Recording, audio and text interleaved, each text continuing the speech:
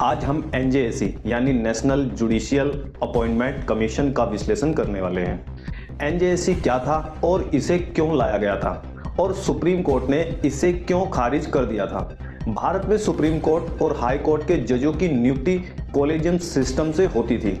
इस सिस्टम में सीजेआई यानी चीफ जस्टिस ऑफ इंडिया और 4 वरिष्ठ जज मिलकर तय करते थे कि सुप्रीम कोर्ट और हाई कोर्ट का नया जज किसे बनाया जाए।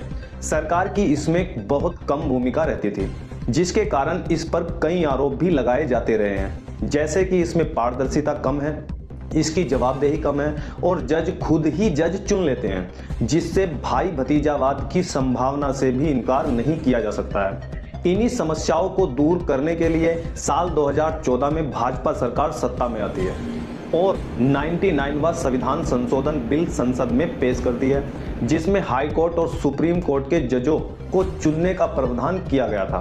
बता दें कि संविधान में संशोधन आर्टिकल 368 के तहत किया जा सकता है। संशोधन से जुड़ा कोई भी विधेयक संसद के दोनों सदनों में यानी लोकसभा और राज्यसभा से 2/3 बहुमत से पास होने के बाद राष्ट्रपति की अनुमति के बाद संविधान में संशोधन माना जाता है। इस नए सिस्टम को एनजेएसी यानी नेशनल जुडिशियल अपॉइंटमेंट कमीशन के नाम से जाना गया था।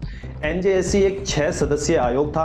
इन 6 लोगों में एक chief justice of India, 2 supreme court के वरिष्ठ जज, भारत के कानून मंत्री और 2 कानून के प्रख्यात व्यक्तियों का प्रावधान किया गया था, जिनका चयन प्रधानमंत्री, चीफ जस्टिस और लोकसभा में विपक्ष के नेता के द्वारा मिलकर किया जाना था। सरकार का कहना था कि इससे जजों की नियुक्ति में पारदर्शिता आएगी और जनता का प्रतिनिधित्व भी शामिल होगा, लेकिन सुप्रीम कोर्ट ने एनजेएसी को संविधान की बेसिक स्ट्रक्चर का हनन बताया और इसे नल एंड वॉइड करार देते हुए खारिज कर दिया था।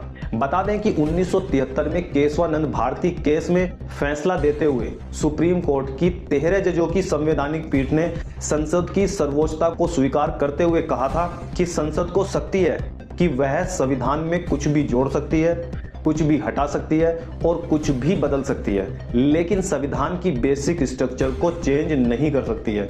सरकार को लगा कि सुप्रीम कोर्ट के इस फैसले का कुछ हल निकाल लिया जाएगा। तब सरकार ने सुप्रीम कोर्ट से सवाल किया था कि बेसिक स्ट्रक्चर को बताओ कि बेसिक स्ट्रक्चर है क्या। लेकिन सुप्रीम कोर्ट ने न्यायपालिका की निष्पक्षता और स्वतंत्रता को बनाए रखते हुए कहा कि हम बेसिक स्ट्रक्चर को केस टू केस डिफाइन करेंगे। साल 2015 में सुप्रीम कोर्ट ने कहा कि न्यायपालिका की स्वतंत्रता संविधान का मूल हिस्सा है, यानी बेसिक स्ट्रक्चर है। अगर सरकार या बाहर के लोग जजों के चयन में दखल देंगे तो न्यायपालिका स्वतंत्र नहीं रह जाएगी और लोगों का न्याय से भरोसा खत्म हो जाएगा।